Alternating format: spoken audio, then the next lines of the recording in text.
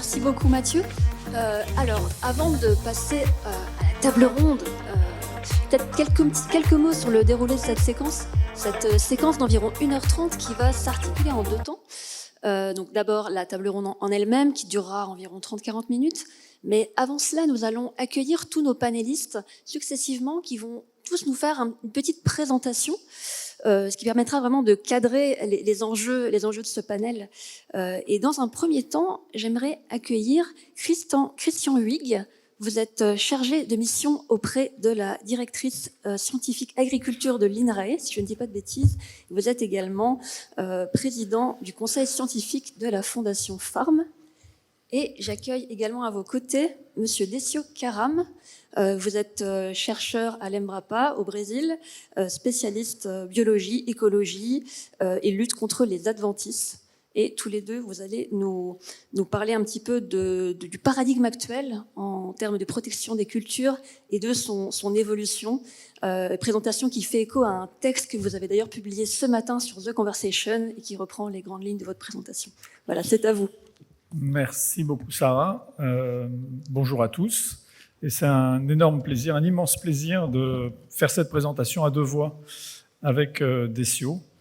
Donc ça va être un regard croisé entre une vision française, européenne et une vision brésilienne. Et en fait, quand on dit vision, c'est plutôt de partager les expériences parce que il y a une convergence absolument considérable et qui rejoint complètement les propos de Pascal, notre président, tout à l'heure, en disant que c'est un enjeu partagé à l'échelle mondiale et c'est aussi ce qu'a dit la ministre.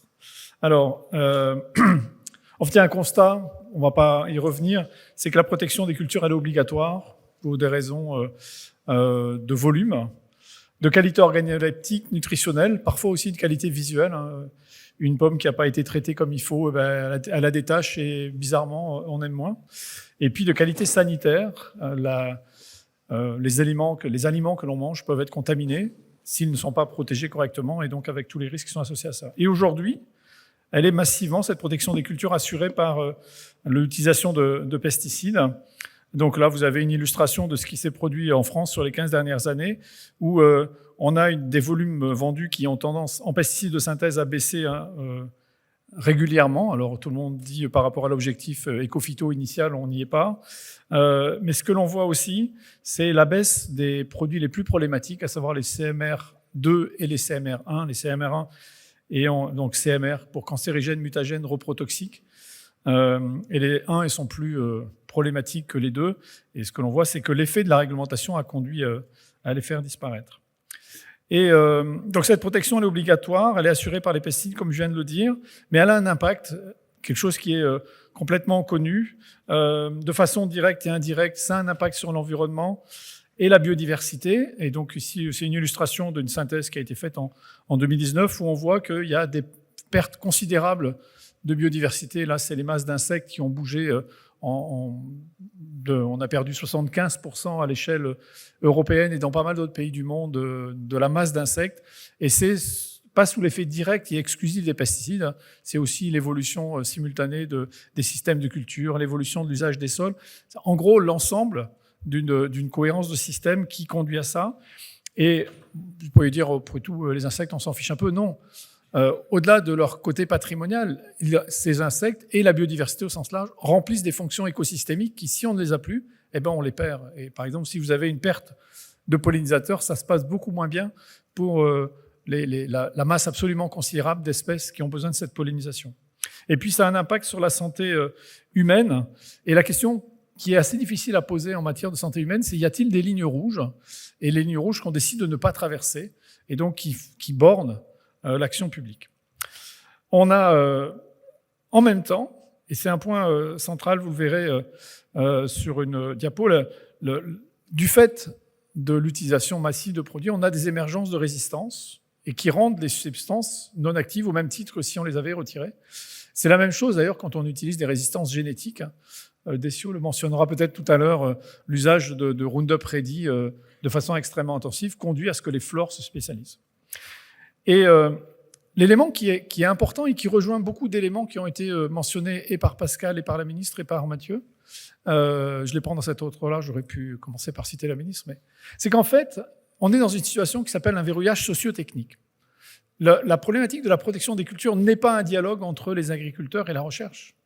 C'est quelque chose qui concerne l'ensemble d'une chaîne de valeur, donc avec depuis les agriculteurs jusqu'aux consommateurs, en passant par les industries agroalimentaires. Et je pense que ces industries ont un rôle absolument considérable à jouer, mais qui sont en équilibre par rapport à la politique réglementaire et à la dimension réglementaire, mais aussi par rapport à la vision culturelle que l'on en a. Le système, il est en état d'équilibre, et la déformation d'un système qui est en état d'équilibre est quelque chose d'extrêmement compliqué sur le plan sociologique. Donc ça, c'était juste l'illustration que j'avais sur la perte de substances actives. Vous avez là, à l'échelle mondiale, le suivi de l'émergence de populations résistantes à toutes les classes d'herbicides. Et en moyenne, il faut 7 ans entre le moment où un herbicide est mis en place et est largement utilisé et le moment où les flores deviennent résistantes. Donc c'est une forme de course en avant qui est très compliquée et qui est rendue encore plus compliquée parce qu'il y a peu de nouvelles substances actives découvertes à l'échelle mondiale. Pour une raison très simple, c'est que les modes d'action sont très limités en nombre et donc on arrive assez vite à épuiser. Donc la question, elle est comment on arrive à penser autrement cette question-là.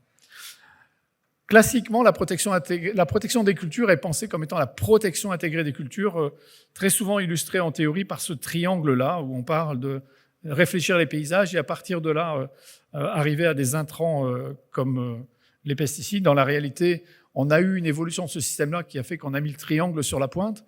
Et donc, un triangle sur la pointe, il a tendance à pas tenir très bien. Mais en fait, c'est pas comme ça qu'il faut réfléchir. Il faut réfléchir à ce système qui est extrêmement simple. Je ne sais pas si on peut le voir, mais en gros, les pesticides, et dont on doit réduire l'usage et l'impact, qui sont les parties du bas, on a des alternatives. Quand on parle de biocontrôle, en fait, c'est une alternative à ça, et dont on décide de l'utiliser sur la base d'outils d'aide à la décision et du monitoring, donc de l'évaluation. Et ce monitoring et cette évaluation peut conduire aussi à un moment donné à ne pas utiliser de produits de protection des cultures si le risque est trop bas. C'est pas la peine d'y aller, et on fait à ce moment-là une économie de tout ça. Pour réussir à mettre en œuvre ces outils d'aide à la décision, il faut de l'épidémiosurveillance. L'épidémiosurveillance est extrêmement vive en production animale. Elle existe en production végétale sur les maladies de quarantaine et les parasites de quarantaine. Elle n'existe pas pour le reste, quasiment pas. Mais il y a des outils d'aide à la décision qui permettent de le faire. Et puis, ce qu'il faut réussir à faire, et c'était un point qui était mentionné par les uns et les autres, c'est qu'il faut réussir à réduire le risque. Il faut réussir à faire en sorte que, par des méthodes de prophylaxie, le risque couru par les agriculteurs et par l'ensemble des filières soit plus bas. Et ce risque-là est à la fois un risque individuel et un risque collectif. Dans le titre de la conférence, tout le monde va se focaliser sur la protection des cultures, éventuellement sur le fait de le repenser. Mais un élément particulièrement important, c'est agir collectivement. La santé des plantes, pour des raisons de sécurité alimentaire, mais aussi parce qu'il faut réussir à maîtriser des parasites, c'est aussi une fonction collective. La santé des plantes est un bien commun. Alors, 4 conséquences à partir de là. Je l'ai mentionné, la prophylaxie active, c'est une clé d'entrée des systèmes de demain. Ça se proche par les successions culturelles, notamment par différents leviers, mais les successions culturelles créent des paysages où il y a plus de régulation biologique. Et Desio va en illustrer un certain nombre d'éléments autour de ça. Des rotations plus longues, plus diversifiées, mais aussi des systèmes de culture plus complexes, avec des mélanges d'espèces, avec du strip cropping, comme vous avez ici l'exemple en haut à droite, qui n'est pas un exemple à l'autre bout du monde, c'est une photo prise au nord de Nantes. Et du strip cropping aussi, du strip cropping, c'est ça, et le relais cropping, ça sera illustré par Desio. Utiliser des variétés résistantes. On a la chance dans un très grand nombre de pays du monde, et les pays où il n'y en a pas encore, ça se met en place d'avoir un contrôle sur les variétés. Et les variétés résistantes sont un levier d'action absolument majeur. Et puis, on doit gérer les réservoirs de pathogènes, et ça, c'est quelque chose qui n'est pas si simple que ça. Parce qu'il faut les identifier. Et on pourrait même imaginer que dans un système, une approche systémique où l'aval des chaînes de valeur est pris à bord, c'est de savoir, en fait, si la prophylaxie active, avec les différents éléments que j'ai mentionnés, ne devrait pas faire partie des cahiers des charges de des productions végétales et des filières sous cahier des charges. Deuxième élément, c'est l'épidémiosurveillance. En gros, c'est est-ce qu'on a une capacité à détecter. En général, on observe les dégâts. Et donc, la question, est-ce qu'on est capable de détecter des choses avant? Aujourd'hui, il y a des tas d'avancées vraiment considérables qui permettent de voir la pression avant de voir l'impact. La petite photo à droite, c'est un outil développé et qui est disponible dans le commerce. Ça coûte un petit peu, mais développé par des Suisses en interaction entre Agroscope, qui est l'équivalent d'INRAE, et une université de physique fondamentale de Genève, qui font de l'holographie digitale pour repérer des spores et donc identifier si les spores circulantes sont des spores de maladies des végétaux ou simplement un truc dont on n'a pas à se soucier. Et donc, comment on utilise ça et comment on utilise ça de façon collective. C'est-à-dire, on crée des réseaux qui permettent d'identifier des risques et donc de les partager. Et l'arrivée de l'intelligence artificielle fait qu'on a une capacité à traiter ces données en temps réel. Et c'est ça l'élément qui est majeur. Si vous devez attendre 1 mois pour avoir l'information, c'est trop tard. Vous avez intérêt à traiter avant. Si on a cette information en temps réel partagée, à ce moment-là, une capacité d'action. Troisième conséquence, c'est faut travailler sur le biocontrôle. La ministre l'a mentionné, je le mentionne aussi. On a une grande diversité d'options et vous verrez l'illustration du niveau de pénétration de ça. Au Brésil, c'est juste remarquable. Le graphique en bas à droite, désolé, tout est passé en jaune. Ça devait être en vert, mais c'est pas très grave. En fait, vous avez une augmentation réelle. Et c'est un deuxième élément de politique publique sur la protection des cultures. C'est comment on encourage et on soutient l'innovation et la recherche. Et puis, avec une question réglementaire qui est assez compliquée en Europe, beaucoup, beaucoup plus agile au Brésil. Et je pense qu'on a des tas de choses à apprendre les uns des autres. Et quatrième conséquence, les pesticides, on n'a jamais dit qu'il fallait les mettre à la poubelle. C'est pas ça. Il faut les garder. Il faut les utiliser en dernier recours. Si on les utilise en dernier recours, ce que ça va avoir comme incidence, c'est qu'on ne va pas avoir d'impact sur l'environnement. Et donc, on va garder les régulations biologiques. On ne va pas avoir d'impact sur la santé humaine, ce qui est quand même, encore une fois, quelque chose d'essentiel. Et puis, en fait, en les utilisant en dernier recours, on préserve leur efficacité. C'est exactement la même chose que les problématiques d'antibiotiques. Les antibiotiques, ce n'est pas automatique. Et bien, les pesticides, ça doit devenir pareil. La même logique. Voilà. Alors vous allez dire, une fois qu'on a fait ça, qu'est-ce qui change la donne aujourd'hui? Il y a des tas d'éléments qui changent la donne, il y a des grandes ruptures. La génétique végétale est utilisée depuis très très longtemps, des variétés résistantes. En passant, il ne faut pas oublier aussi qu'il y a un des éléments qui est majeur pour la qualité des cultures, c'est la qualité des semences. La Fondation internationale de la semence, la FIS, ou l'ISF en anglais, fondée en 1924, sur la commercialisation des semences, a été parmi les premiers vecteurs à se préoccuper de la qualité sanitaire des semences.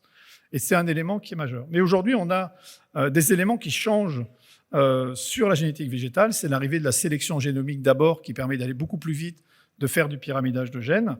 Et puis, l'édition du génome, les nouvelles techniques génomiques que la ministre a mentionnées. On a eu une réunion conjointe du CS et du CA de Pharm autour de ces sujets-là. Quelque chose qui est une forme de rupture majeure autour de la capacité que l'on a à générer de la diversité ponctuelle, accélérer le processus d'innovation variétale, avec une question dont il ne faut pas réduire l'importance, qui est la question de la propriété intellectuelle autour de ce sujet-là.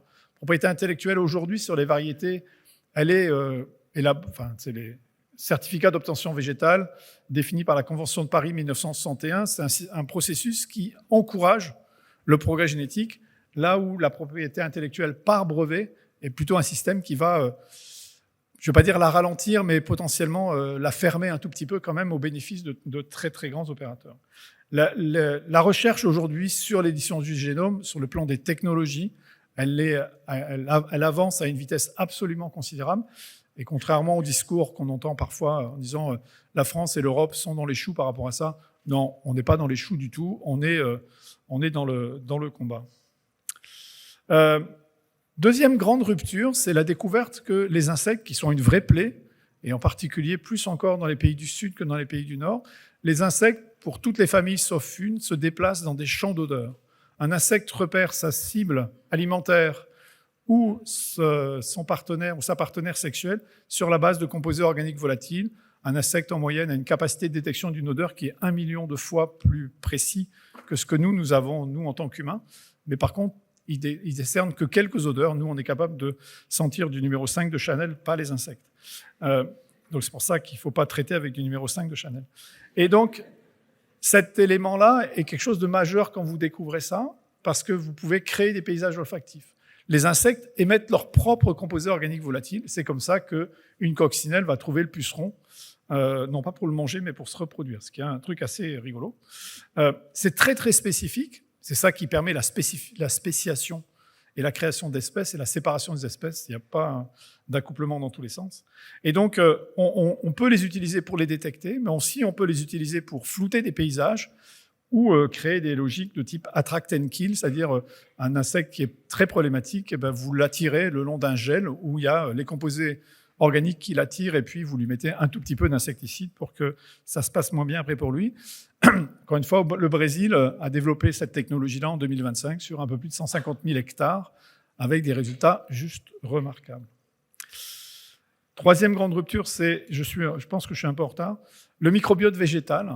Les plantes, comme nous, on a un microbiote intérieur et sur notre peau, les plantes ont un microbiote sur les feuilles, qui a une forme de film de protection, sur les racines, où on a à la fois un film de protection et un film d'alimentation, et puis un microbiote qu'on connaît moins bien, qui est le microbiote endosphérique, c'est-à-dire à l'intérieur. Celui-là, on ne sait pas trop à quoi il sert pour le moment, mais on va finir par retrouver. Et on montre aujourd'hui de plus en plus de fonctions en matière de protection des cultures jouées par ce microbiote-là, avec une grande question sur comment on va pouvoir l'utiliser. Et donc, dans le cadre d'un grand programme lancé en France en 2019, qui s'appelle Cultiver et protéger autrement, un programme prioritaire de recherche, il y avait des grands programmes sur le microbiote des végétaux, microbiote de la vigne notamment, avec la découverte qu'une vigne saine, elle est systématiquement environnée par les mêmes 11 souches microbiennes, 11 basidiomycètes, et puis sur la technologie en matière de semences. Donc une rupture qui, pour moi, est du même ordre que la découverte du rôle du microbiote en santé humaine. Et puis, dernier élément, c'est les agroéquipements. On a toujours eu des agroéquipements et les agroéquipements ont toujours rempli ce rôle de faciliter la vie des humains. Et ça, c'est une très, très bonne chose. Mais aujourd'hui, on a des développements autour de la robotique, des drones et du numérique qui changent la façon de penser ça. Donc, réduire la pénibilité du travail et augmenter sa productivité, c'est quelque chose qui va continuer. Mais on a aussi des usages nouveaux comme implanter des couverts plus complexes. Je disais tout à l'heure, des mélanges de cultures, encore faut-il les implanter proprement. Définir des paysages plus morcelés. Et donc, ce que vous avez à droite, là, c'est un robot Farm Droid. Je ne vais pas faire de publicité, mais qui est un robot qui a la particularité de semer et de savoir où il a semé pour venir désherber autour de ce qu'il a semé. Et donc, ça change un peu la donne de cette histoire-là. On a une forme de rupture avec ces robots par leurs problèmes de taille ou par leurs caractéristiques de taille. On sort d'une logique d'agrandissement et exclusivement de recherche d'économie d'échelle pour explorer de nouvelles logiques et de nouveaux systèmes de culture basés là-dessus, sans chercher exclusivement à copier l'activité humaine. Et puis, on a les drones qui vont offrir de nouveaux moyens de détection, voire de nouveaux moyens d'intervention. L'apport de trichogrammes sur du maïs pour lutter contre la pyrale. Faire à la main, c'est un peu pénible parce que le maïs, au moment où vous l'appliquez, il est tellement haut que vous prenez les feuilles dans la figure, alors que les drones sont capables de le faire tout seuls. Et l'arrivée des drones là-dessus a changé la donne. Et que ce soit les agroéquipements, les robots et les drones, l'élément clé derrière ça, c'est la transition numérique, la puissance de calcul qui est embarquée. Ça conduit à des émergences et c'est ma dernière diapo. Et après, je passe la parole à Décio. La performance économique est-elle maintenue? C'est l'élément clé, en fait. Et on a la chance de plans éco-phyto mis en place à partir de 2009-2010 en France, où on a un suivi de grandes cohortes d'exploitation agricole qui sont dans des conditions standards de marché. On montre qu'en réduisant l'utilisation des produits phyto et en ayant des systèmes qui évoluent de façon adéquate, il y a une performance économique qui est maintenue à quelques petites exceptions près. Il y a une incidence sociale qui est majeure, sans doute sous-estimée aujourd'hui. La modification du travail autour de ça. Alors, il ne faut pas que ça augmente la charge de travail, mais c'est une question qui se pose et il faut vraiment la prendre en compte. Derrière l'action du travail, c'est la question de l'incertitude, d'où mon point de début sur le monitoring et la capacité que l'on a à sécuriser le fait qu'il y a une pression ou qu'il n'y en a pas. Parce que s'il n'y a pas de certitude là-dessus, c'est comme prétendre sauter à l'élastique sans savoir s'il y a un élastique, donc on ne fait pas. Voilà. Il y a un élément qui est central et qui, pour moi, est une des ruptures majeures liées à l'évolution et au fait de repenser, et je l'ai mentionné tout à l'heure, c'est le fait de passer d'une logique purement individuelle, et les logiques de produits phytosanitaires, c'est une logique purement individuelle, à une logique collective. Le déploiement des variétés, si tout le monde déploie la même variété résistante, ayant les mêmes gènes de résistance à une maladie, eh ben vous allez juste maximiser l'impact. Donc comment vous le pensez collectivement? La surveillance, elle doit être collective. Et s'il faut gérer des réservoirs viraux, des réservoirs de pathogènes, si un agriculteur le fait tout seul et que l'autre ne le fait pas, ça ne marche pas. Donc une dimension importante sociale, très souvent mis en avant aussi les problématiques de distorsion de concurrence. Les arguments autour du Mercosur ont sorti les pesticides chaque bout de phrase. Intra-européen aussi, et regardez tous les débats qu'il y a en France autour des néonicotinoïdes. Il faut réfléchir cette question-là. Ça veut dire qu'il faut partager collectivement à des échelles larges une vision, un point d'arrivée et une nouvelle façon de faire. Et puis, il faut faire évoluer les politiques publiques au service de ça. Je ne dis pas que les politiques publiques sont pas pertinentes. Il faut les faire évoluer et en adéquation avec ces différents systèmes autour du verrouillage socio-technique. Les politiques de recherche et d'innovation, elles doivent être portées par ça. Les politiques aussi de recherche et d'innovation en partenariat avec les autres. Et puis, il y a une question autour des problématiques réglementaires. Dans l'Union européenne, aujourd'hui, on est structuré par un règlement qui est majeur. Je vois Christian qui opine du chef là-bas. Le règlement 1107-2009 qui définit complètement comment on a le droit de qualifier des produits pesticides, mais aussi la plupart des produits de biocontrôle.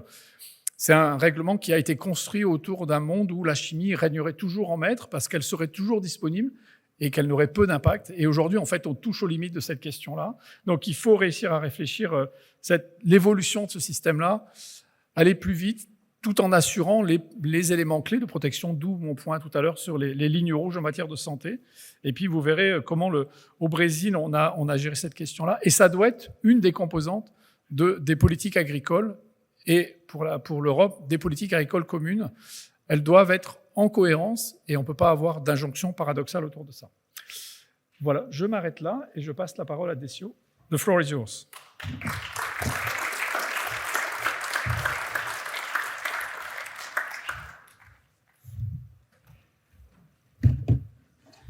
Good morning, everybody.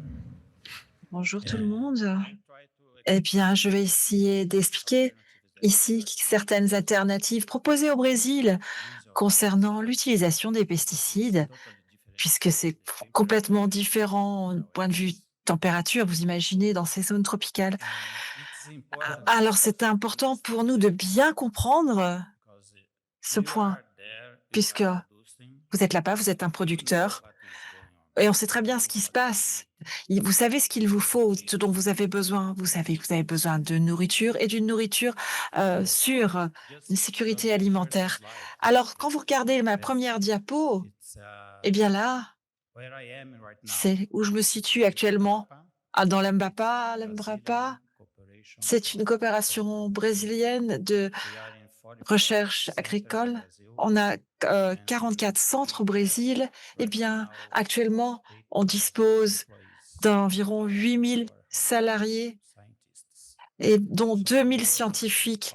Donc, on travaille sur tout type de cultures qui sont produites au Brésil. Là, c'est un exemple concernant notre système il y a quelques années. Un système donc conventionnel, c'est-à-dire qu'il faut préparer le sol, mais le sol est tropical avec beaucoup de précipitations et l'érosion, par conséquent, se présente. Donc, on passe à l'autre diapo, s'il vous plaît. Cette diapo, voilà.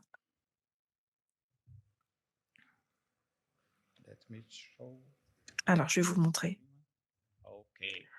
Oui, voyez, merci beaucoup.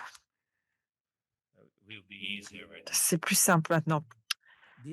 Eh bien là, il s'agit de quelques exemples. Comment on produit les cultures au Brésil, que ce soit du soja, du maïs, du sorgho, les pâtures, mais également la forêt. On ne parle pas seulement d'une seule culture, ce n'est pas un système monoculture, c'est un système dans son ensemble. Oh, il y a aussi d'autres cultures de soja qui sont suivies, ensuite remplacées par du maïs. 75% du maïs est cultivé principalement en hiver. Et 100% dans les années 70, eh bien 100% du maïs était produit l'été. Donc ça commence à devenir très difficile pour nous, comme vous pouvez l'imaginer, puisque 100% du temps, presque 100% du temps, on a toujours des cultures dans les champs.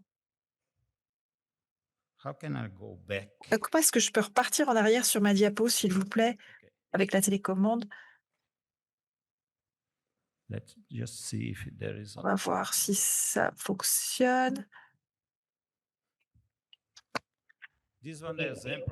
Là, c'est un exemple par rapport à ce qu'il faut faire.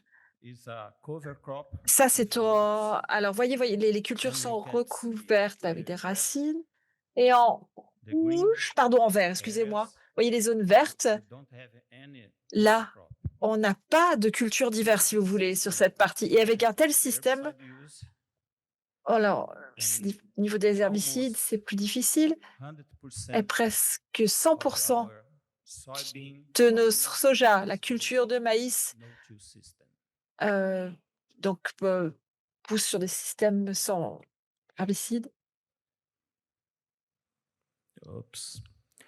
Il s'agit d'un autre système que l'on essaye depuis les 20 dernières années, puisque ce n'est pas simple de dire à l'agriculteur, vous devez changer vos méthodes et faire les choses différemment.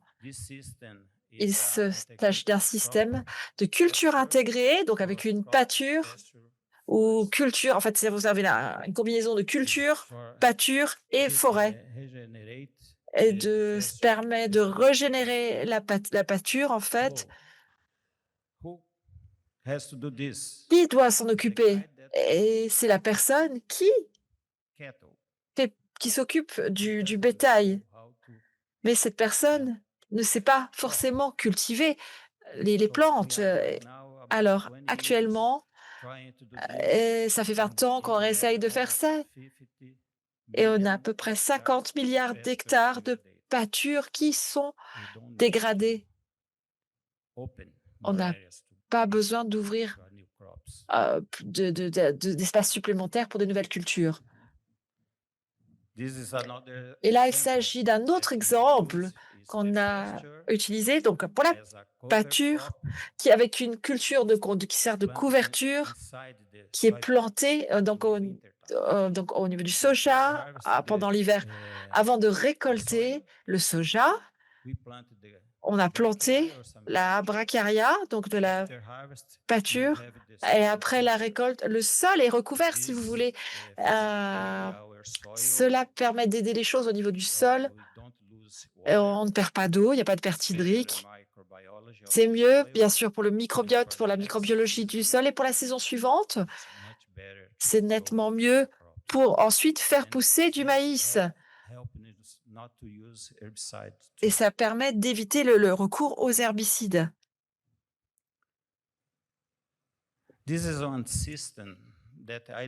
C'est un système que j'ai développé au cours des 20 dernières années de ma recherche. C'est un système de culture relais avec le maïs et le soja. On a juste planté le maïs dans la racine du soja 20 jours avant la récolte. Cela nous permet de réduire l'usage des herbicides en le diminuant par 2, puisque au Brésil, on a des technologies très communes pour disséquer, si vous voulez, le sol pour anticiper la récolte et mettre le maïs dans le champ après la récolte. Mais en hiver, pendant la période de précipitation qui est relativement courte, donc l'agriculteur doit être très rapide avec ces 2 plantes. Et avec ce système, on peut gagner 20 jours. Et c'est encore mieux si je coupe le maïs. Donc, j'ai un stress mécanique qui va se créer. Mais il y a moins de pertes hydriques. Donc, une fois de plus, on peut récupérer des choses puisqu'on n'utilise pas d'herbicides. all the time, Pas tout le temps, parfois on doit les utiliser, mais c'est faisable. On peut réduire l'application à 2 applications d'herbicides sur ces cultures. we have Et bien également, on a des agriculteurs en bio, généralement des établissements familiaux et des exploitations familiales. Parfois, ils n'utilisent pas de pesticides, mais parfois, ils utilisent les pesticides cependant. Par exemple, au Brésil, dans une zone tropicale, eh bien, on retrouve, si on a des insectes ravageurs, on se retrouve à 5, 13 générations en un an d'espèces ravageurs. Si on contrôle une fois, 30 à 40 jours plus tard, on a une fois de plus des nouveaux ravageurs. Donc, plusieurs fois, il y a une régénération des pesticides, des ravageurs. Et parfois, les exploitants ont besoin de mettre une application supplémentaire pour contrôler ces ravageurs ou les maladies. In contrast Alors, si on compare avec vous savez, les grandes exploitations dites commerciales, et cela, c'est plus difficile par rapport aux exploitations bio. On essaye de passer aux alternatives, hein. Vraiment, ils utilisent ce qu'on appelle des cultures de couverture. Mais pour eux, le recours au bio n'est pas simple. Là, on parle de 10 000, 20 000 exploitants qui gèrent 100 000 hectares de sol avec des plantations de maïs. Donc, c'est pas simple de changer les choses là-bas. Et bien sûr, la température est beaucoup plus élevée, avec nettement plus d'humidité. D'ailleurs, en hiver, la température est plus basse et c'est la saison sèche également. Alors ensuite, donc on se retrouve avec ce temps de mars à septembre et ils font pousser du maïs pendant cette période, parfois même du coton. Parfois, il y a des pâtures, du sorgho également. Il y a un programme dans le sud du Brésil qu'ils appellent le programme 365 jours. 365 jours de couverture avec des plantes vertes. Donc voilà, on retrouve des températures tropicales dans le sud. Presque 94 à 95% des conteneurs de pesticides utilisés au Brésil ont une couverture et certains processus 38 produits laissent des résidus liés au conteneur. Alors, voilà ce qui se passe. Je ne sais pas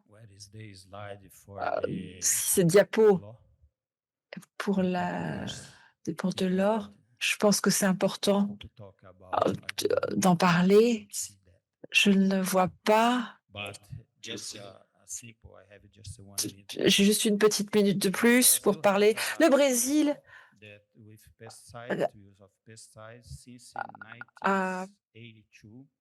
utilise donc les pesticides depuis 1982, c'est autorisé. Et ensuite, la loi a été modifiée. Et suite à cette modification dans la loi, il y a un élément essentiel qui indique que vous devez réduire l'utilisation des pesticides et opter pour des méthodes nettement plus alternatives. Ça fait partie de la loi maintenant, c'était légiféré. Il faut faire quelque chose. Et la GRAPPA fait beaucoup de recherches avec les produits biologiques pour le contrôle biologique. Aujourd'hui, tout ce qui est pour l'épandage, sur 6 000 hectares de un épandage de pesticides et 166 millions donc, d'hectares en bio, avec un épandage en produits biologiques. Et 15 à 20% de l'épandage est biologique aujourd'hui et non chimique.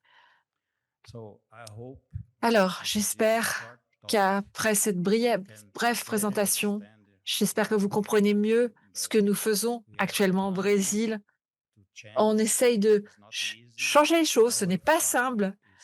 Vous savez, nos agriculteurs sont plutôt traditionnels, ils sont un peu frileux au changement.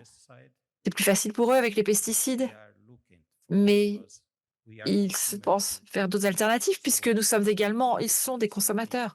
Donc il faut faire quelque chose, pas dans les années. Je pense que ça va pas se faire du jour au lendemain, ça va prendre du temps, mais on est en train de changer. C'est notre attente à tous. Merci Christian. Je pense que c'est bon. Vous souhaitez peut-être Donc, commenter quelque Ouais, chose? donc la dernière diapo de conclusion qui reprend tout ce qui a été dit, c'est qu'on voit bien, que ce soit vu du côté brésilien ou du côté européen, que c'est un sujet sensible au sens où il faut s'en préoccuper et qu'il n'est pas simple, qu'on a des connaissances et des innovations qui permettent d'envisager, de dessiner une nouvelle vision. L'approcher comme étant un bien commun est une autre façon de penser ce sujet-là. Et puis on doit penser, et ça sera, je pense, repris tout à fait à la fin de la journée, autour d'une logique de territoire de santé.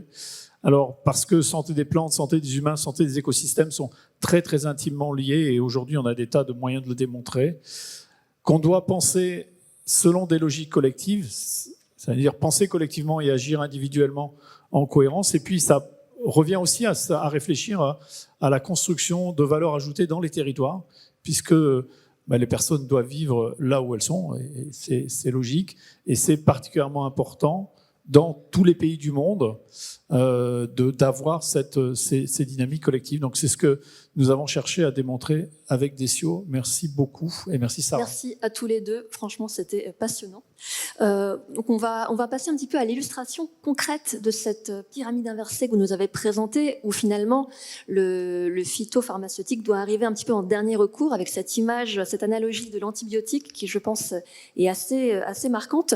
Et ça, on va le voir décliné pour la filière banane, plantain et fruits. Et donc j'aimerais accueillir également sur scène Denis Leuillet, chercheur agroéconomiste au CIRAD, spécialiste de la filière banane. Mais peut-être avant d'écouter votre présentation, on va lancer la capsule vidéo qui nous a été transmise par Eric Avom, coordinateur du projet national de développement des cultures fruitières au Cameroun, qui va nous donner, je pense, un premier regard complémentaire au vôtre. On peut lancer la vidéo, s'il vous plaît. La banane plantain est un aliment quotidien des populations d'Afrique centrale et de l'Ouest. Sa production annuelle est d'environ 15 millions de tonnes, issues pour plus de 95% d'une agriculture familiale traditionnelle. Le bananier plantain est associé à de nombreuses cultures vivrières, comme des cultures maraîchères, des racines et des tubercules, mais aussi à des spéculations pérennes comme le cacaoyer. Ces systèmes de production sont relativement vertueux du point de vue de leur impact sur la santé des populations et des territoires. Ils ont en effet un recours limité aux intrants chimiques de synthèse. Mais leur production reste trop faible pour satisfaire la demande croissante des marchés. Il faudrait doubler cette production pour répondre à la fois à la demande de consommation en frais et aux besoins des industries agroalimentaires. Alors comment faire ? Doubler les surfaces au risque d'être en concurrence avec d'autres cultures ou des espaces forestiers ? Augmenter la productivité du bananier plantain en augmentant les intrants ?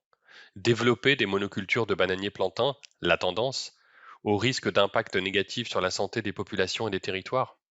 Au CIRAD, avec nos partenaires du Sud, de la recherche agronomique, du conseil et de la formation agricole, nous accompagnons une intensification écologique de la culture du bananier plantain. Il s'agit d'augmenter la productivité des parcelles de bananier plantain en s'appuyant sur des pratiques agroécologiques. Choisir des variétés adaptées aux contraintes de culture, organiser et utiliser la diversité cultivée associée au bananier plantain pour limiter le désherbage, héberger des prédateurs de ravageurs, maintenir la fertilité des sols. Cela ne s'improvise pas. Une culture agroécologique performante est exigeante en connaissances et savoir-faire. Elle implique de produire des connaissances scientifiques et techniques pointues, puis de construire avec les producteurs des pratiques agroécologiques performantes. L'initiative IPA, Intensification écologique de la banane plantain en Afrique, initiée par le CIRAD et ses partenaires, plaide pour cette production de connaissances. Le projet FABA, Formation agroécologique pour la banane plantain en Afrique, permet aux productrices et producteurs d'accéder librement à ces nouvelles connaissances pour une production de bananes plantain performante et agroécologique.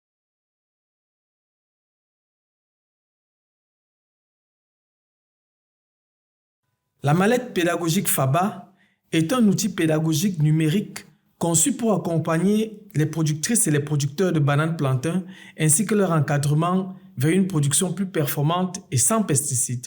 Cette mallette a comme point central, pour une thématique donnée, une vidéo pédagogique à laquelle sont associées des ressources complémentaires, notamment une fiche producteur. Résumant la vidéo de manière très illustrée, elle est destinée aux producteurs, et une autre fiche dite pédagogique destinée aux formateurs, conseillers, enseignants, elle présente des indications pratiques pour utiliser la vidéo en situation de formation. À ce jour, 13 thématiques ont été traitées et 43 ressources pédagogiques sont disponibles en accès libre sur le site web et la chaîne YouTube FABA. Un manuel de culture du bananier plantain en culture principale sans pesticides a également été associé à la mallette et est en cours de finalisation. Il faut noter que cette mallette a été conçue pour être utilisée en situation de formation ou d'auto-formation. La diffusion de cette mallette que nous avons entreprise au Cameroun sous la houlette du ministre de l'Agriculture et du Développement rural, M. Gabriel Mbaye-Robé, permet de porter notre message auprès de certains décideurs, des encadreurs, des organisations de producteurs et des fêtières telles que l'Association nationale des acteurs de la filière banane plantain du Cameroun, FBPC. La FBPC organise depuis le 26 janvier 2026 une série d'incubations spéciales banane plantain pour 60 jeunes de l'association Agora désireux de se professionnaliser dans la production de bananes plantain. Le support principal de cette incubation est la mallette pédagogique FABA. Notons aussi que 10 formateurs des centres de formation de la zone méridionale de l'Institut européen pour la coopération et le développement, IECD, ont été formés en juin 2025 à Bafoussam, à leur demande, non seulement pour mieux utiliser la mallette pédagogique FABA, mais également pour avoir une très bonne maîtrise de la production de la banane plantain sans pesticides. Aujourd'hui, tous ces formateurs utilisent ces outils pour animer leurs sessions de formation. Entre septembre et octobre 2025, cette mallette a été utilisée pour animer les sessions d'incubation de 432 jeunes agripreneurs du programme Enable Youth Cameroun. Parmi eux, le jeune Donatien Nomo, expansionnaire du centre d'incubation de Boam, pratique aujourd'hui dans sa bananeraie d'1,5 hectare le tenage précoce pour raccourcir les intervalles entre les futures coupes de régime, la fertilisation à la fiente de poule et le feuillage régulier pour gérer la cercosporiose. Ces quelques points ne figuraient pas dans son plan d'affaires initial. Il consulte régulièrement les vidéos FABA et sa future production s'annonce très bonne. Les retours que nous avons à ce jour confirment les résultats des travaux de Joseph Mbassi-Yebe, obtenus dans le cadre de son master international en ingénierie de formation agricole et rurale. Elle a en effet démontré que l'utilisation des vidéos FABA en situation de formation permettait une amélioration énorme de la compréhension des concepts chez les apprenants et que pour les formateurs enquêtés, la transmission des connaissances était plus facile.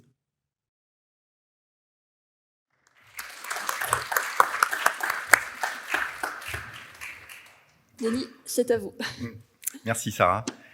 Merci à la Fondation Farm pour cette invitation. Alors.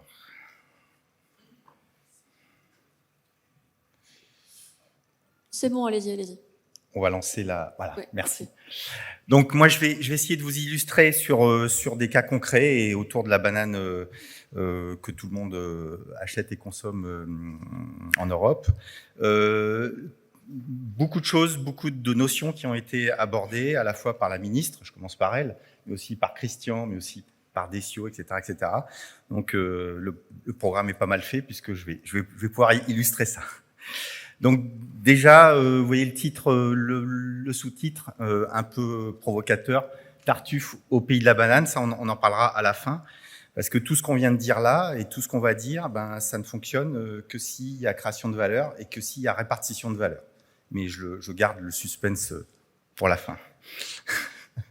Alors déjà, pour vous amariner un petit peu à ce marché, donc c'est à peu près 500 000 hectares qui sont dédiés à la production pour l'exportation à travers le monde, donc c'est pas une emprise énorme, hein. C'est 21 millions de tonnes de bananes qui sont échangées, de bananes dessert qui sont échangées. Et entre parenthèses, c'est la seule filière à l'exportation qui repose sur une variété. Une seule variété, c'est la Cavendish. Donc tout ce qu'on vient de dire sur la diversité variétale permettant blablabla, vous voyez que c'est un peu compliqué chez nous. C'est le premier fruit consommé en France, c'est le moins cher, on y reviendra. C'est là la partie la moins sympathique, c'est 30 000 tonnes de matière active par hectare et par an qui sont utilisées sur la bananerie internationale.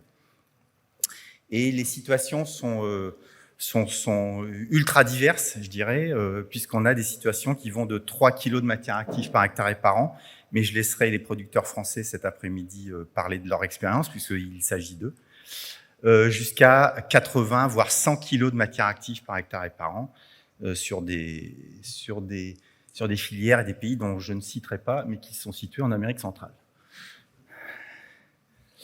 Alors, on a bénéficié grâce au financement de 2 fondations, donc la Fondation Farm, donc je remercie encore une fois, et la Fondation Agropolis, d'un financement qui nous a permis d'explorer un petit peu en termes de pratique, mais aussi en termes de pourquoi les filières changent, pourquoi elles ne changent pas, les verrous institutionnels, socio-techniques dont on a parlé, etc.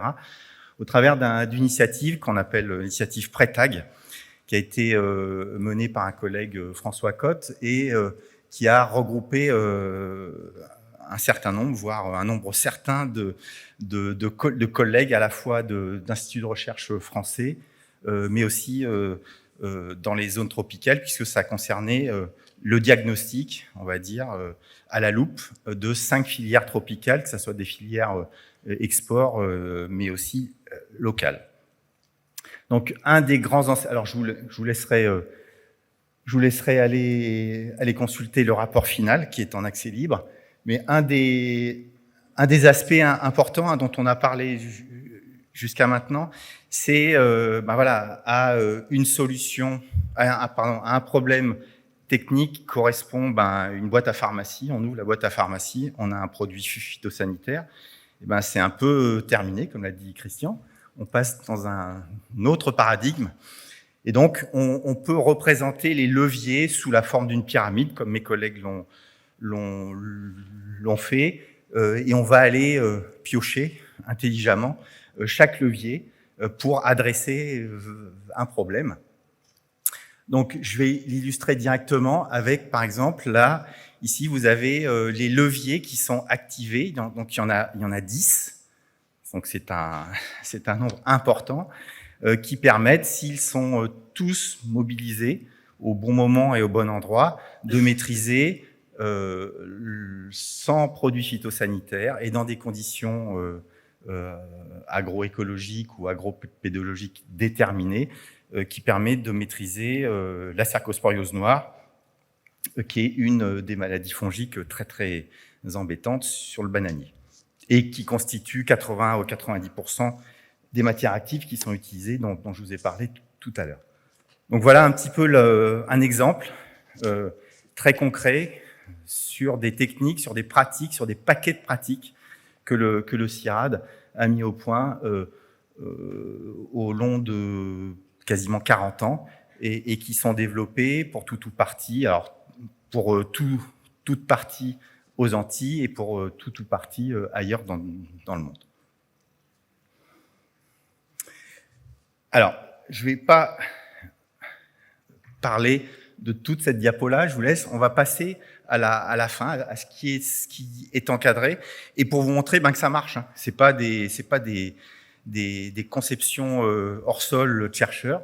Ici, on a pu vérifier au travers d'une ferme pilote en Colombie, et c'est pour ça que le collectif est très important, puisque cette ferme pilote et cette approche agroécologique a pu être développée parce qu'on a mobilisé tous les acteurs de la filière. Et quand je dis tous les acteurs, c'est les acteurs amont et aval, et tous les acteurs intermédiaires.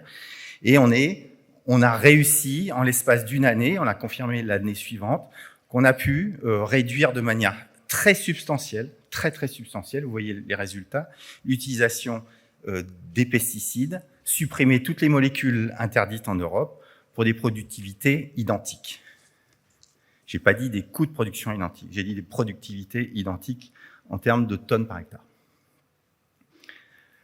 Un autre exemple, là je passerai un peu plus rapidement parce que ça fera l'objet, je pense, d'une présentation cet après-midi, mais cette combinaison de pratiques, cette approche agroécologique, ça fonctionne.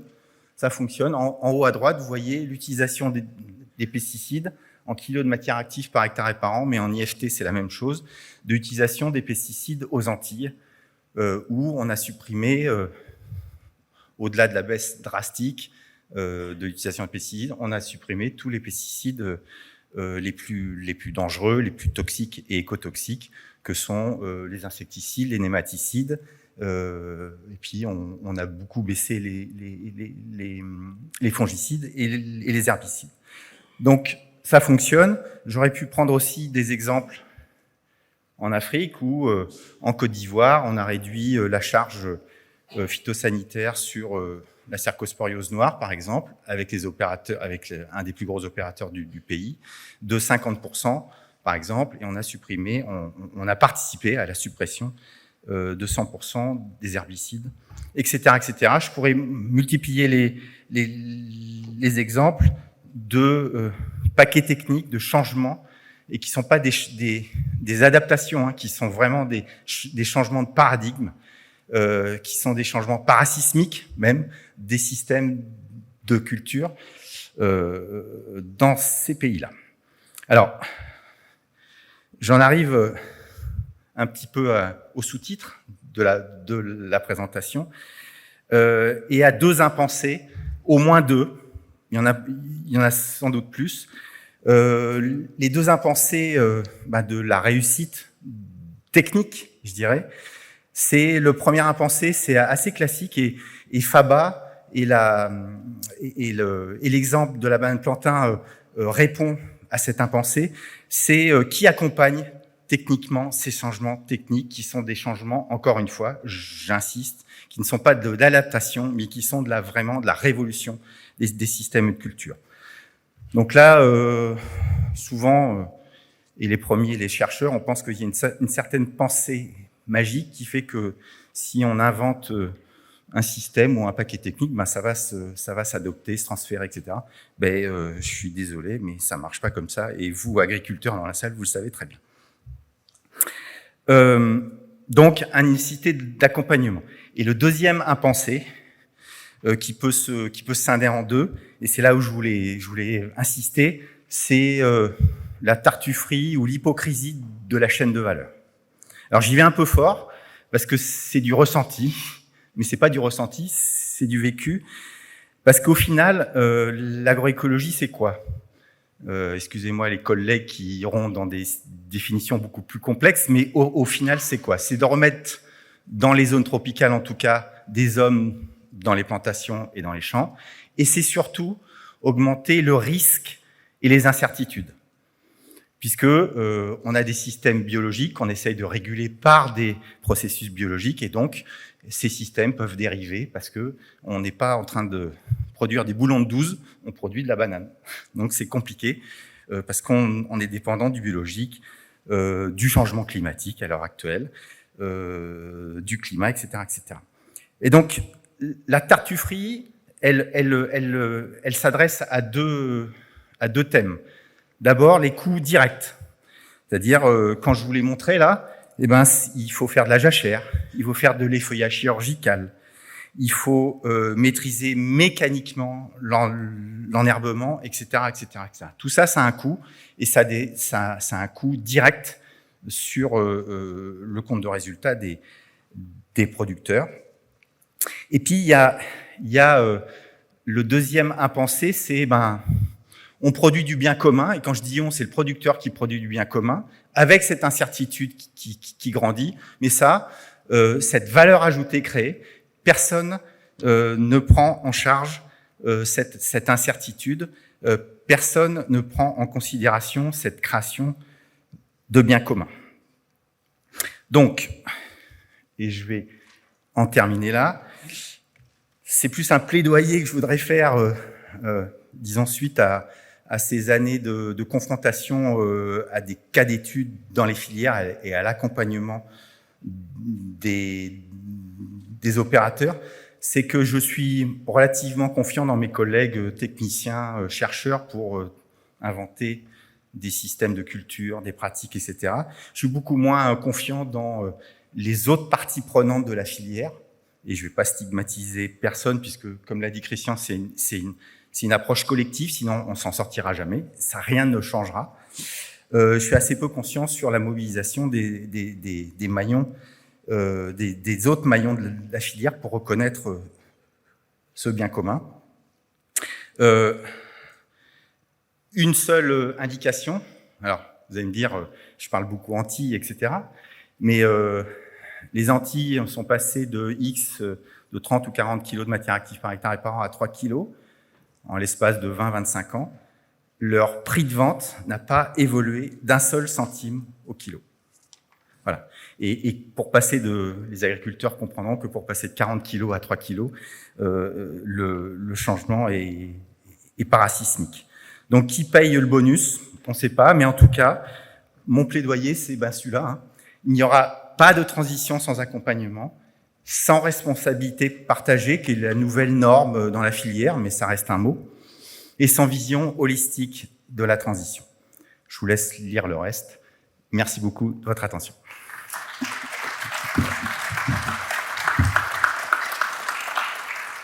Merci beaucoup, Denis. Je vous invite à vous asseoir pour le panel de tout à l'heure. L'heure tourne, je vois qu'on est déjà en retard. J'aimerais maintenant accueillir Gérard Delapé-Bahia.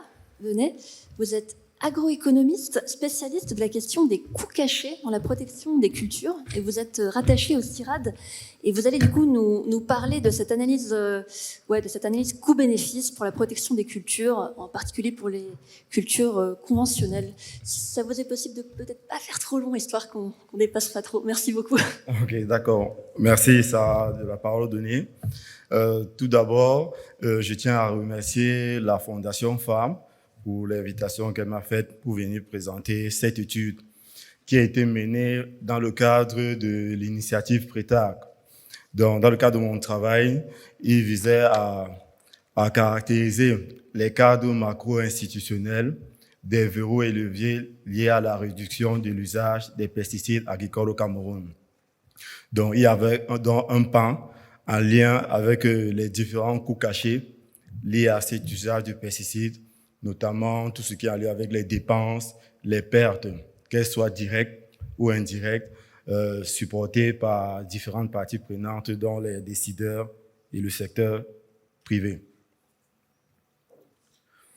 Bon, nous n'allons pas revenir sur tous ces enjeux en lien avec l'actu conventionnel que nous connaissons tant, mais ce modèle agricole arrive notamment dans les pays d'Afrique subsaharienne et au Cameroun, dans un contexte où nous savons il y a une faible industrialisation, les marchés ne sont pas bien organisés, un faible système de distribution des intrants et notamment les pesticides.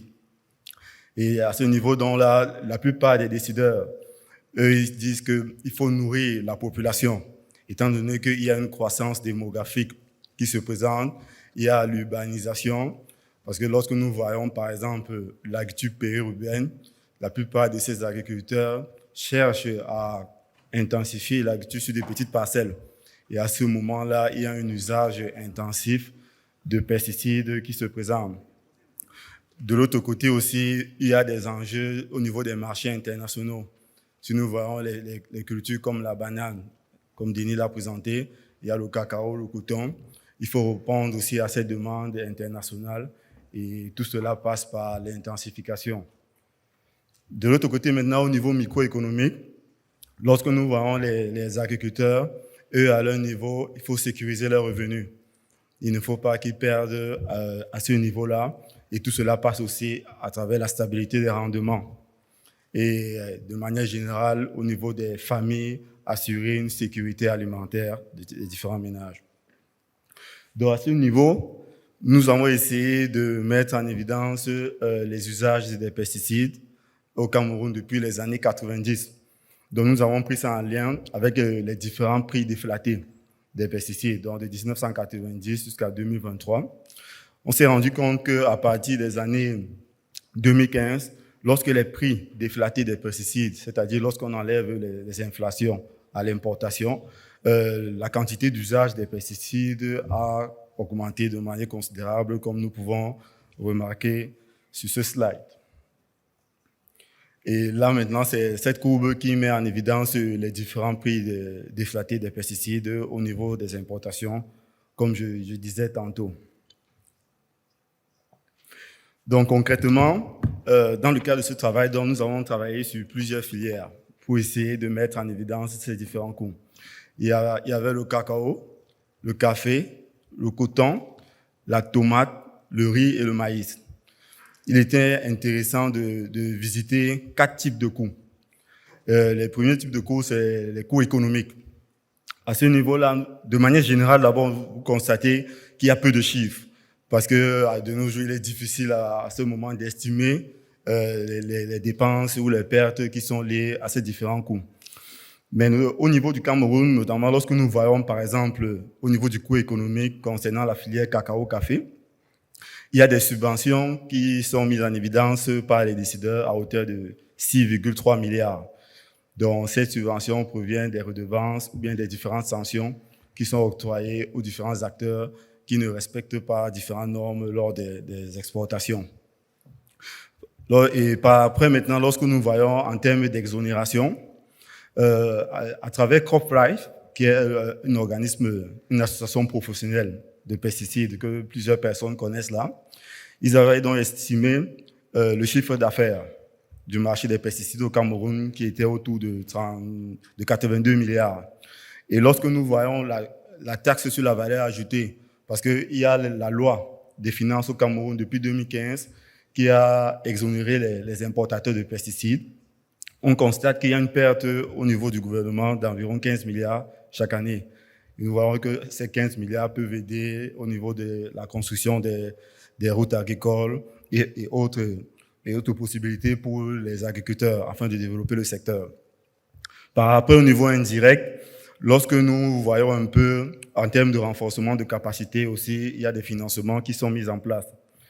Lorsqu'on arrive au niveau de la santé humaine, il est aussi difficile au niveau du secteur de santé de faire une corrélation entre les différentes maladies en lien avec les pesticides et les données qu'ils peuvent collecter. Mais la plupart des agriculteurs, ils sont en capacité de mettre cela en évidence.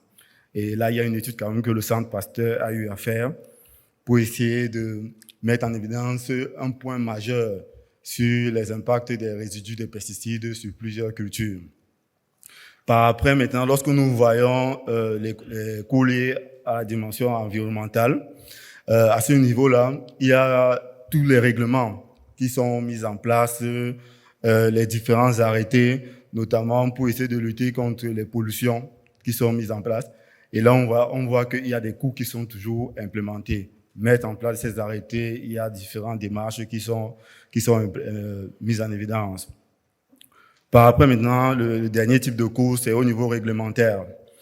Il y a, comme nous constatons, il y a le problème, par exemple, de gestion des POPs, des pesticides obsolètes. Il y a différents points au niveau des plans d'information. Et il y a un point particulier, c'est avec les plans nationaux de gestion des pesticides. Parce que depuis 2015, plusieurs pays d'Afrique subsaharienne, le Cameroun, la Côte d'Ivoire, ont développé ces plans dont les financements viennent de l'aide internationale. Mais lorsque nous avons réalisé l'étude, il a été difficile de savoir quels sont les réels impacts de ces différents plans. Donc, il sera intéressant peut-être de voir dans quelle mesure revisiter ces différents plans. Maintenant, en guise de conclusion, pour essayer aussi de respecter le temps, nous avons d'abord constaté qu'il y a un problème au niveau des données quantitatives. Et à travers le travail que nous avons pu mener, et une présentation qui sera faite, je pense, à la fin de cette journée, il y a 2 types d'approches que nous pensons que nous pouvons essayer de mobiliser dans les pays d'Afrique subsaharienne pour tenter de commencer un peu à chiffrer ces différents types de données, même comme nous savons que c'est un peu difficile. notamment à travers les approches par le guichet et le receveur.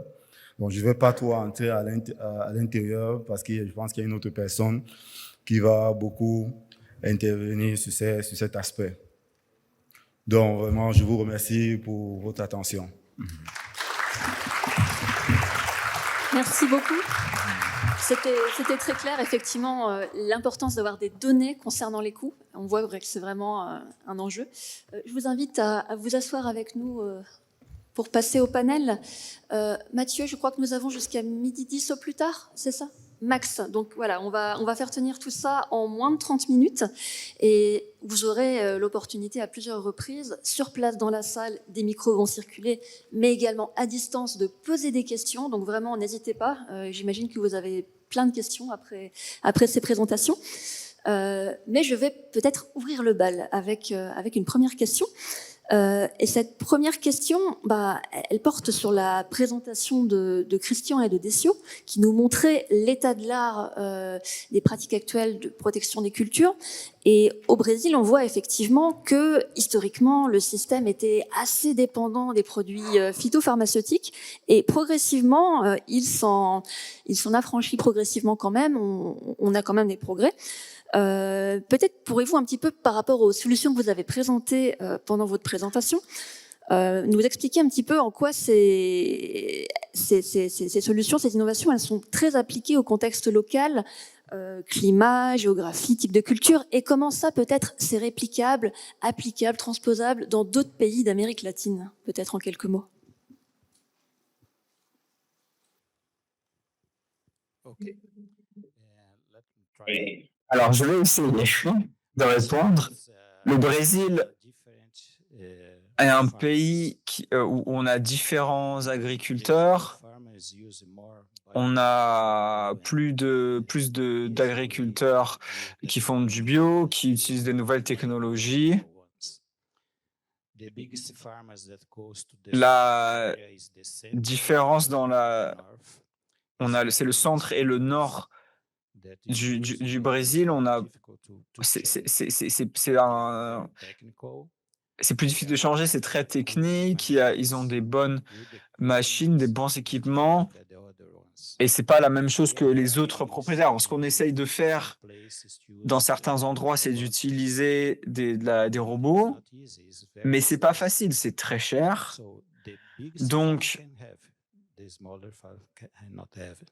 pour les grands agriculteurs, oui. Pour les plus petits, ils n'ont pas forcément les moyens de se payer ces outils-là. Pour le côté biologique, c'est différent. Ils ont l'équipement, c'est facile, c'est pas cher, et ils l'utilisent car c'est petit. Donc, la technologie change, les entreprises cherchent de nouvelles alternatives. Ils ont commencé il y a 25-30 ans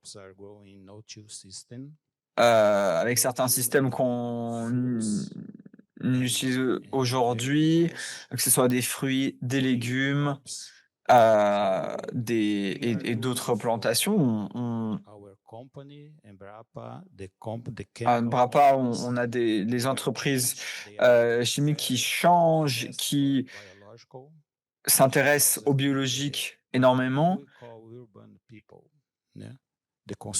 parce que les consommateurs mettent cette pression pour voir ces changements, mais ça ne va pas être facile. Ça va prendre du temps à tout changer.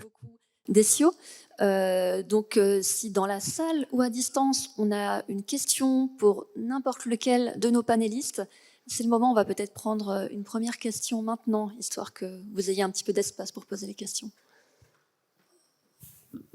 Oui, donc peut-être là au 3e rang, madame. Vous pouvez le poser là. Merci.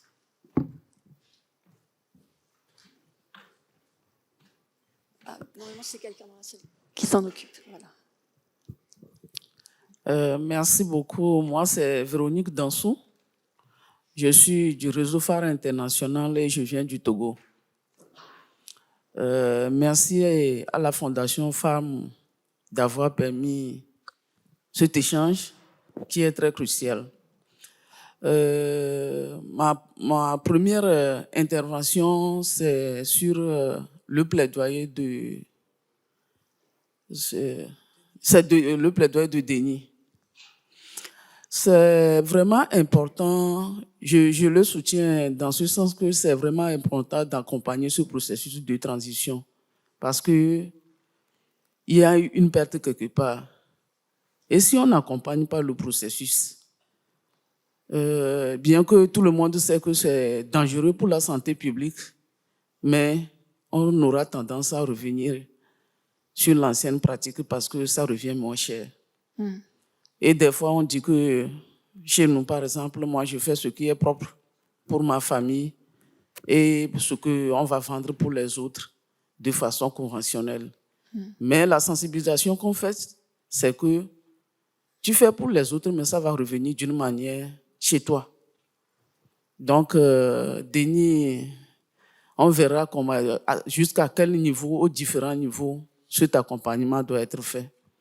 Maintenant, ma deuxième, c'est une question maintenant pour le dernier qui était intervenu. Les dangers de l'utilisation des pesticides, sur la dernière ligne, il a parlé de la santé animale, environnementale, mais je dis la santé humaine même est plus cruciale.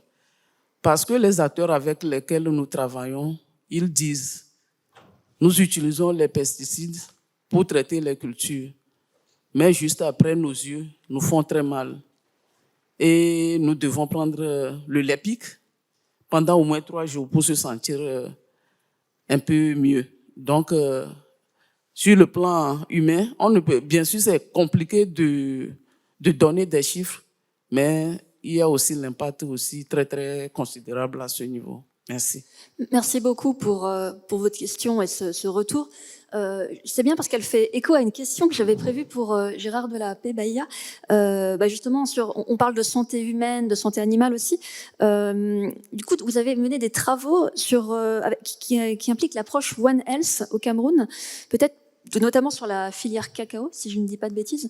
Peut-être en quelques mots, pouvez-vous nous expliquer comment cette approche permet un petit peu d'aligner les intérêts d'acteurs qui, autrement, peut-être auraient un petit peu plus de mal à s'aligner?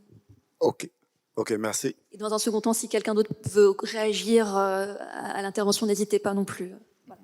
Ok, merci Sarah pour la question.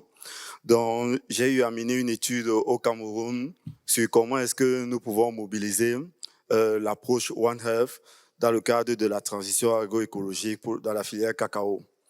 Le principal problème d'abord que nous avons eu à rencontrer, c'est que la plupart des acteurs ne connaissaient pas cette approche parce que la dimension de la santé des plantes est toujours mise en retrait. Donc, c'était la première des choses. Maintenant, donc, pour essayer de voir comment est-ce que nous pouvons échanger et construire cette approche de manière interdisciplinaire et intersectorielle entre les différents acteurs, il est important qu'il existe une plateforme ou bien un réseau d'acteurs.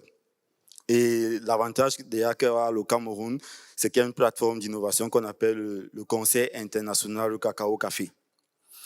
Donc, à partir donc de cette plateforme, il pourrait être intéressant de voir comment est-ce que les acteurs peuvent définir certaines normes. Par exemple, ici en France, il y a ce qu'on appelle le contrat de production, à travers lequel plusieurs acteurs des filières s'associent pour essayer de mettre en place des normes institutionnelles. C'est-à-dire, à l'intérieur, on définit un cahier de charges, les types de protection de culture que nous pouvons mettre en place dans laquelle où nous allons réduire au maximum l'usage des pesticides. Donc, à ce niveau-là, donc, ces acteurs de cette plateforme CICC, Conseil international du cacao café, pourront se mettre ensemble pour discuter quelles sont les pratiques que nous pouvons valoriser tout en maintenant un niveau de productivité, par la suite de rendement constant, afin de satisfaire que ce soit la demande internationale beaucoup plus, voire nationale. Mais lorsque nous allons donc mettre en place ce cahier de charges, il est important d'effectuer des tests pour se rassurer que ce cahier de charges va être validé de manière collective, parce que nous savons qu'il y a beaucoup d'organismes certificateurs qui, eux, ont leur cahier de charges. Il faudrait qu'ils puissent aussi s'arrimer au cahier de charges qui sera validé au niveau national et supervisé aussi par les pouvoirs publics. Donc voilà, de manière un peu globale, le travail que j'ai eu à mener au Cameroun avec l'approche One Health. Merci beaucoup. Est-ce que l'un d'entre vous souhaite réagir à la première partie de la question de l'intervention, comme on a adressé Non, c'est bon. Alors dans ce cas, on va prendre une autre question. Je vois monsieur là-bas au 3e rang. Merci. Bonjour Christian.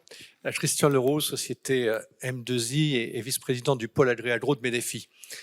Nous fabriquons des phéromones, on en a beaucoup parlé, comme alternative aux pesticides, et nous avons plusieurs constats.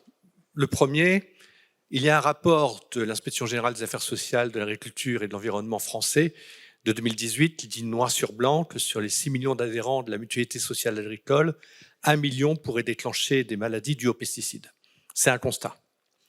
De l'autre côté, on s'aperçoit que la FNSEA a pris conscience de cette difficulté avec Christiane Lambert en son temps, qui avait créé les contrats de solutions et qui essaye à travers ces contrats de solutions de sensibiliser les agriculteurs, les jeunes agriculteurs et tous les agriculteurs français sur les possibilités qui existent de trouver d'autres alternatives. Le troisième sujet, c'est il est vrai que les agriculteurs ont besoin de vivre.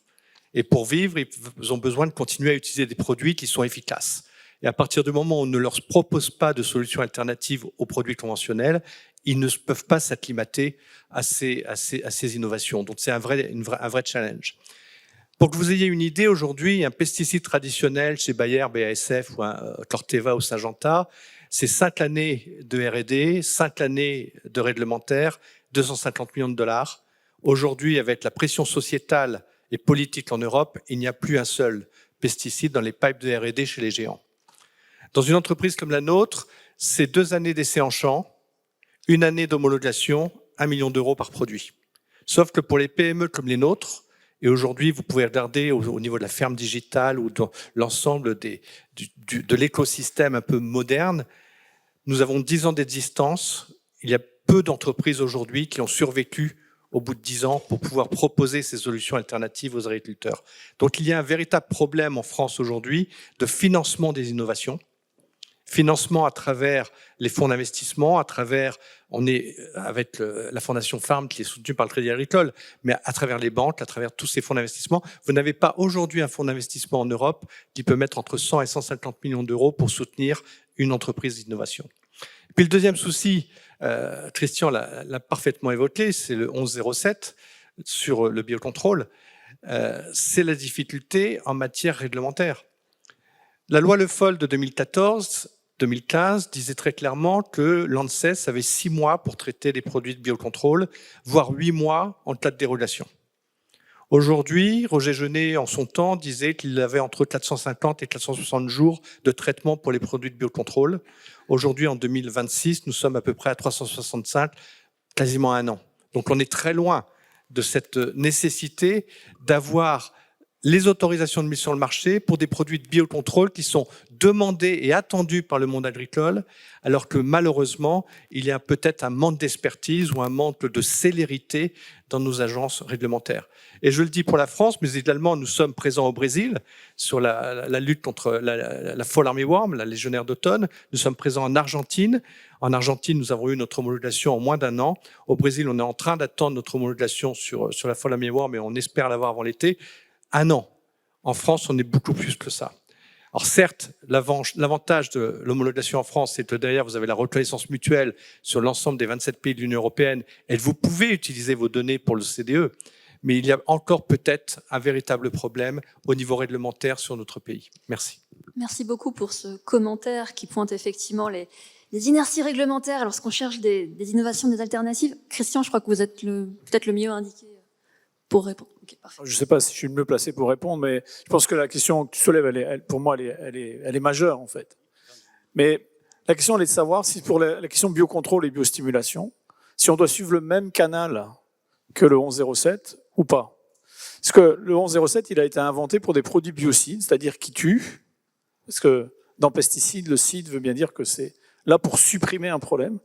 Là où toutes les démarches que l'on voit se développer à l'échelle du monde est très bien illustrée par Desio sur les systèmes de culture, en fait, c'est qu'on cherche à abaisser la pression en dessous d'un niveau. C'est-à-dire on cherche à réguler. Et quand on parle de phéromones, quand on parle de jouer avec le microbiote, quand on parle d'utilisation de macro-organismes, même si les macro-organismes, pour des tas de raisons, ont été sortis du 1107, mais en fait, on cherche des mécanismes complètement différents.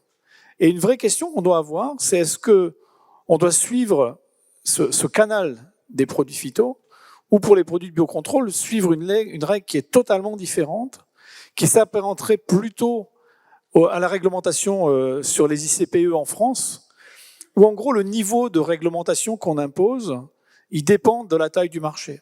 Parce que, alors en gros, en disant si c'est un tout petit marché, et ayant vérifié les problématiques de lignes rouges qu'on n'a pas le droit de franchir, et ça, tout compte fait, on peut très facilement le mesurer, mais dès qu'on n'est pas dans les lignes rouges, après, on a une forme d'indexation entre le niveau de réglementation et le marché.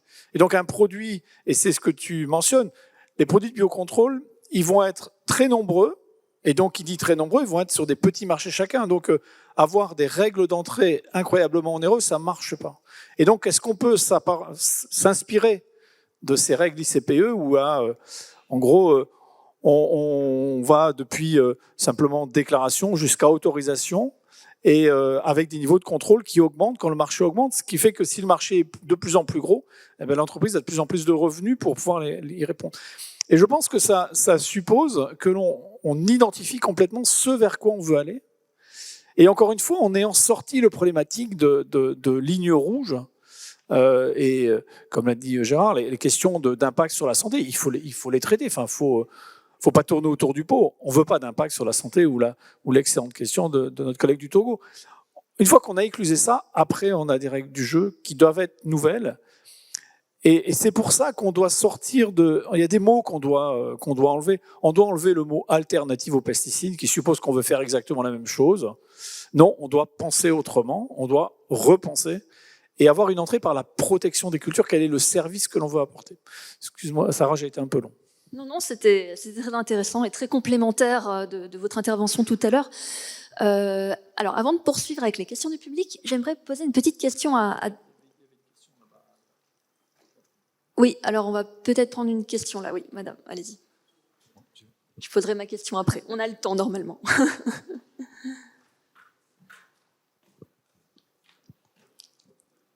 Merci beaucoup. En fait, c'est plutôt un commentaire qu'une question, et un commentaire qui viendrait en appui des propos de Denis Leyer sur ce qu'il appelait la tartufferie du développement. Alors moi, je ne vais pas utiliser ce mot, mais en fait, ce dont Denis parlait, c'est une question ancienne d'économie du développement. Ça fait 50 ans, 60 ans qu'on se pose la même question. Pourquoi les agriculteurs du Sud, je généralise, hein, excusez-moi, mais pourquoi en tout cas certains agriculteurs, voire la majorité, n'adoptent pas toutes ces belles innovations que nous leur proposons depuis des décennies maintenant, que ce soit en termes de semences améliorées, d'engrais, de pesticides, etc. Donc les économistes vraiment s'interrogent là-dessus depuis longtemps. Bien sûr, plein d'hypothèses ont pu être faites et être testées. La première, c'est est-ce que les produits, les techniques sont véritablement performantes? Sont-elles adaptées au contexte spécifique de ces agriculteurs, contexte qui est très hétérogène, et donc on peut peut-être douter des fois de l'adéquation des produits ou des services proposés. On peut aussi s'interroger ou penser que la question du financement est peut-être ce qui explique les difficultés d'accès à ces innovations. On peut penser aussi que ces nouvelles innovations sont source de risques, Denis l'a dit, d'incertitudes, et face à cela, on a essayé de proposer des solutions d'assurance. On peut penser aussi que les agriculteurs manquent d'accompagnement, de conseils dans la mise en place de ces innovations. Évidemment, on a envisagé toutes ces hypothèses, on a testé tout ça, on a fait moultes expériences, et à la sortie, il semblerait que non, au fond, c'est pas tellement un problème de financement, d'assurance, de conseil, mais c'est tout simplement un problème de rentabilité de ces innovations qui, dans le contexte spécifique des économies africaines notamment, ne sont pas rentables. Alors, aujourd'hui, on mise tout sur les chaînes de valeur et sur l'insertion des paysans dans les chaînes de valeur en espérant que ça facilite la transmission, la diffusion et l'adoption de ces innovations. Mais personnellement, je n'ai pas encore vu la preuve que ça se passe comme on le souhaiterait. Voilà, peut-être que quelqu'un peut me répondre. Merci beaucoup parce que votre question, en fait, elle illustre exactement la question que je m'apprêtais à poser à Denis. Vous m'avez dit, Denis, lorsqu'on a préparé cette table ronde, il suffit pas d'appuyer sur un bouton pour faire de l'agroécologie, pour changer les choses. Et c'est vrai, et votre propos l'illustre très bien. Comment on fait pour donner envie ? Et effectivement, les agriculteurs sont loin d'être les seuls acteurs de la chaîne de valeur. On a également les consommateurs au bout de la ligne. Comment on fait également pour éviter de pérenniser des rapports de force peut-être parfois inégaux envers les agriculteurs des Suds ? Est-ce que vous avez peut-être quelques pistes à ces problèmes qui ont été soulevés par Madame ? Oui, je vous remercie et je te remercie de la question ou du commentaire. D'abord, peut-être un élément de plus par rapport à la présentation que j'ai faite. Je pense qu'il faut aussi que le régalien y revienne un petit peu au combat. C'est-à-dire qu'on a vécu 30, 40 ans où la mondialisation était heureuse, où tout se passait et tout allait se faire régler par les chaînes de valeur. Ben, c'est pas le cas. Au final, s'il y a pas, je dis pas que on doit passer dans des systèmes russes ou soviétiques, hein, c'est pas ça. Mais l'impulsion, et on le voit, enfin moi c'est plus un témoignage. Hein. L'impulsion ne se fera que si le régalien, l'autorité, alors qu'elle soit au sud, hein, qu'elle régule, et une intervenante du Togo en a parlé, hein, localement, ou dans les pays d'importation, fixe des règles, des caps, des lignes rouges, on en a parlé aussi. Ça c'est indispensable, sinon rien ne changera. Alors, je suis d'accord avec toi, rien ne changera. Pourquoi ? Parce que les chaînes de valeur, tant que ça fonctionne, ça fonctionne. Alors, je voulais juste ajouter un chiffre. On a calculé qu'en un peu plus de 20 ans, la valeur d'un kilo de banane en France, en euros constants, avait perdu le tiers de sa valeur. Voilà. Donc ça, je pense que tout le monde le comprend. Actuellement, un kilo de banane à la valeur de 2001, elle est de moins d'1 euro du kilo. Voilà. Donc je pense qu'avec tout ça, on l'a dit. Et encore une fois, rien ne changera si le régalien n'y revient pas et s'il n'y a pas une répartition de la valeur différente, une co-responsabilité, on l'a dit, collective. Et ça, je suis d'accord avec toi. Alors, dans tous les congrès internationaux, en ce moment, on parle de responsabilité partagée. Bon, moi, je la vois toujours pas. Et la répartition de la valeur, je la vois toujours pas. Mais je vois toujours pas le changement non plus. Donc, à un moment donné, si on veut des biens communs, il va falloir mettre la main au porte-monnaie. Et pas seulement, hein, tu l'as dit, il y a eu un congrès Ecophyto il y a quelques mois, super intéressant, sur les leviers au-delà du prix, parce que c'est toujours très compliqué de parler de prix. Et il y a des choses à explorer, il y a des contrats à long terme, il y a des systèmes alimentaires à organiser, à réorganiser, il y a de l'assurance, etc. Donc je pense que là, pour les chercheurs en tout cas, et pour les créatifs, on va dire, il y a un univers à inventer en termes de relations entre les acteurs. Merci beaucoup. Est-ce qu'on a peut-être le temps de prendre une dernière question, Mathieu ? Mathieu, feu vert pour une dernière question. Parfait. Donc peut-être Madame au deuxième rang, ouais, si c'est possible de faire passer un micro. Sinon... Il y a une question qui est posée par le Zoom, si vous voulez. En ligne ? Oui. D'accord, allez-y. Ok, donc c'est Christophe Soulard, il est journaliste à Paris de Actu Acri et il dit À combien estime-t-on la hausse des coûts de production par hectare pour réduire les produits phytosanitaires dans l'objectif de dégager une productivité identique? Existe-t-il des études scientifiques sur ce sujet? Christian ou Denis peut-être? C'est une très bonne question. C'est un peu au cœur de tout ce que l'on dit depuis tout à l'heure. En fait, il y a des tas de travaux qui ont suivi ça et qui montrent qu'en moyenne, ça ne coûte pas beaucoup plus cher et que la question, elle est plutôt, et comme l'a dit Denis, en fait, comment on assure le fait que la transition, elle soit couverte. En fait, quand on transite, enfin, je ne sais pas si ce mot-là est correct, mais quand on change de système, il y a deux éléments. En fait, on n'est pas sûr de la valeur du point d'équilibre, in fine, et ça, les études montrent que tout compte fait, quand le système est stabilisé, il n'est pas beaucoup plus cher, mais il est même pas plus cher. Par contre, c'est le fait que vous apprenez à faire quelque chose. Et donc, il y a un coût d'apprentissage. Donc, c'est la question de couvrir ce coût, la question de l'accompagner, et puis il y a la question de la formation. À très long terme, le système, la transition, elle va être basée sur la formation des acteurs. Ça, c'est le premier point. Le deuxième point, je voudrais revenir sur un sous-entendu, un implicite de la question. C'est qu'en fait, on continue à produire toujours exactement la même chose. Alors, quand vous êtes en monoculture, évidemment, vous êtes une monoculture de bananes, monoculture de café, de cacao, ok. Mais en gros, il n'y a que les pérennes qui sont en monoculture. L'essentiel des cultures sont alternes. Et l'idée qu'il faille produire exactement la même chose est une hypothèse extrêmement forte. Ça fait l'hypothèse que pendant très longtemps, les consommateurs vont se comporter de la même façon. Mais les consommateurs, ils n'en ont rien à cirer. Excusez-moi, c'est un peu gros. Mais ils évoluent énormément dans leur consommation. Et donc l'hypothèse que l'on pose qu'il faut produire exactement la même chose est une hypothèse extrêmement forte. Et donc je pense qu'il faut qu'on accepte d'ouvrir un peu le champ des possibles en matière de qu'est-ce qu'on produit. Et les agriculteurs, ils s'adaptent très très vite au marché. Regardez en France, le prix du poireau était très élevé l'année dernière. On a une surproduction de poireaux cette année. Évidemment, c'est adapté à une demande. Donc la consommation, elle bouge. Et donc, comment on arrive, et on en revient encore une fois à ce que Catherine disait, comment on réfléchit collectivement à ce que l'on doit produire, quoi. Et je ne pense pas qu'il faille dire, a priori, on doit produire la même chose.